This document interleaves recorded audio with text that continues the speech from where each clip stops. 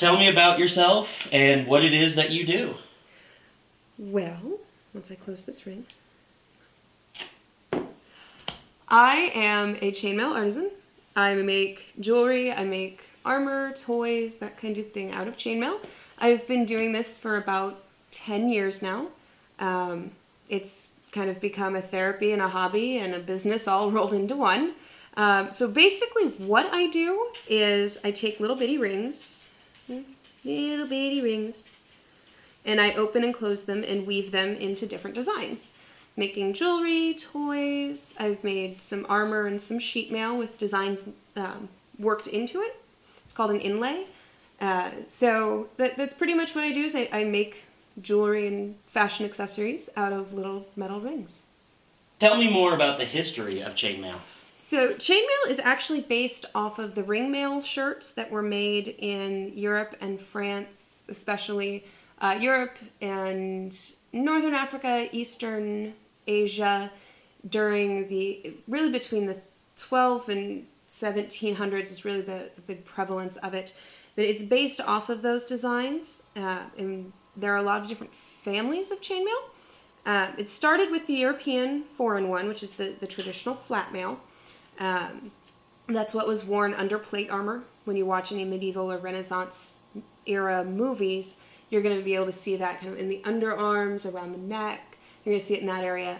There's also a Japanese family, which is less interwoven and more just rings connecting other rings in almost a mesh grid. There's also the Oriental patterns, which are a little more intricate than the Japanese patterns, but still very similar family. You're going to see hexagon shapes instead of squares, that kind of thing. And then there's the Persian family, which is more rope and length oriented, less sheet, more chain. So the history of it really does come from medieval battle and armor and wartime. It was a protection device, but it's also for many, many centuries been used as jewelry, but it wasn't necessarily called chainmail at the time. All right, so what about today's chainmail? Tell me about the modern interpretation. So the modern interpretation of chainmail is really anything you can imagine, anything you can design. There's a large community of people that make chainmail that have been modifying and creating and weaving and shaping chainmail all different ways. There are new designs being created every day. So you see a lot of it coming into popularity, especially at the Hollywood level, in big statement necklaces, on bracelets, rings, that kind of thing. We are getting to see a lot more of it on TV, especially in sitcoms. You see side characters or one-off characters wearing a necklace or a pendant that's made of chainmail. But mostly it's pretty much whatever you can imagine, whatever you can think up. All right, you mentioned a chainmail community. How large is it, and are there a lot of people that do make this stuff? So the chainmail community itself, the numbers that I have are based off of Facebook group pages where we all kind of gather and talk and discuss and share new ideas and ask questions and learn. But there's the primary chainmail board that's on Facebook. There's about 10,000 people on it. So that's an international number. We've got, the majority of us are in the US and Canada, but we do have members from Italy, Australia, Canada. I know we have several in Germany, England, Scotland, all over the world. All right, what kind of things are made out of chainmail today? Lots of things. Like right now what I'm working on, this piece is going to be a necklace. I've also made it as a bracelet. This is another piece of the necklace, but as a bracelet you can see it's a nice broad cuff. But there are also finer chains and pendants being made. The chain and pendant on this are both chainmail. The stone inside the pendant actually is held strictly by pressure from the rings themselves, which is really one of the fascinating things about chainmail, is being able to capture stones and wrap things.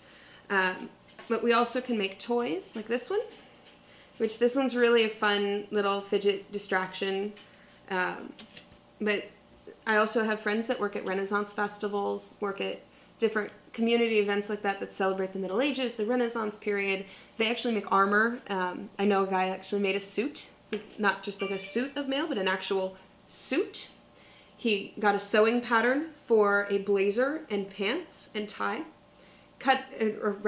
built chainmail pieces to fit the pattern, and then stitched the chainmail together, if you will. He seamed it with other chainmail rings to create a business suit made of chainmail.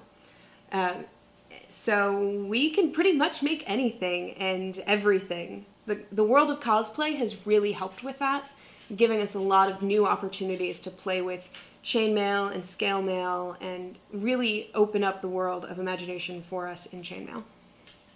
All right, earlier you were mentioning armor being made with chainmail. Mm-hmm. Do you ever make armor with chainmail? I've made armor a couple times, but I only do it to order. I don't have any pieces that I just keep, mostly because of the financial investment to create armor. It's a lot steeper price for me to just hold. And if it's not made to size, the possibility of someone purchasing it from me is very slim. So being a startup business, I don't really have the financial that I can just have armor on hand, but I'm more than willing to make it, and I have in the past. All right. Now, what is the difference between something that is handmade versus something that is made by a machine? Okay, so you'll see a lot of chainmail nowadays, similar chainmail-ish, at Walmart and places like that. I actually have a piece with me here that is made by machine. And at a glance, it looks the same. Up close, it's completely different. My European 4-in-1 weave, which is not this, which I have right here, it's made with individual rings linked together. The Walmart piece that I actually have, I actually purchased it. I'm going to tear it down later and use the pieces for my own designs. But the 4-in-1 actually has figure 8 loops connected with individual rings to look like 4-in-1, but it's actually not. You can also see that the closures are absolute crap. And I know that's not the professional thing to say, but they are. So this ring here is factory open. It's what I get from my manufacturer when I buy my rings. This ring is sold on a finished piece, and it's in the same condition. That, to me, very unprofessional, not very good work, and not even really worth the $10 that they want for it. My work, while it is more expensive, it's going to last, it's well made, and it's guaranteed. If any of my stuff gets damaged, if it breaks, if it falls apart under its own volition, if you're wearing it and it falls apart, I'll fix it for free, because that was my error.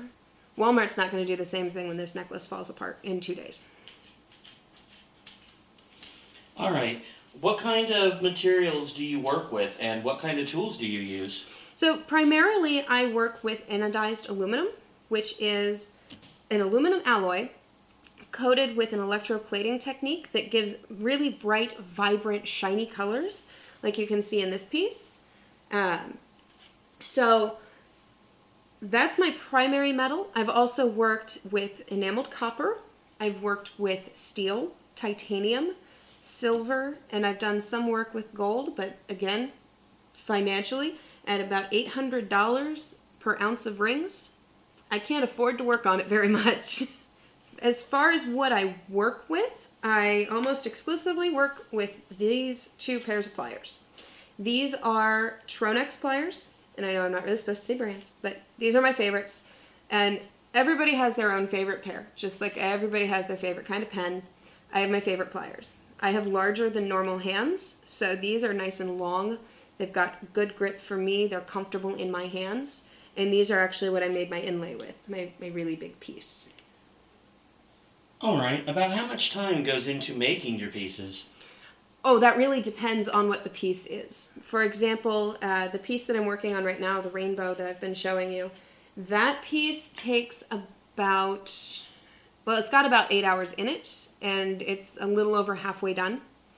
The fidget toys that I keep referencing that are so much fun to play with, these take about 4 hours a piece. My big inlay piece, 230. And while that number is big, it's easier to grasp it when I tell you that divided out, it's 29 8-hour days. All right. Why should people buy your designs? They're unique, they're handmade, and I absolutely adore doing custom work. I want to take your idea and give it life and make something completely unique that's 100% yours. And finally, where can people find your designs at? So most of my stuff is currently listed on Etsy. If it's not there, I'm taking it out to shows. I do a lot of craft shows, festivals, that kind of thing. I also have my own website. The links will be in the video. So everything that I have is for sale for the right price for some items. And everything can either be purchased online or from me at a show. Awesome. Anything final that you'd like to say to anybody watching right now? Chainmail's cool, I promise. You are going to be such a statement maker if you wear it. All right. Thank you very much.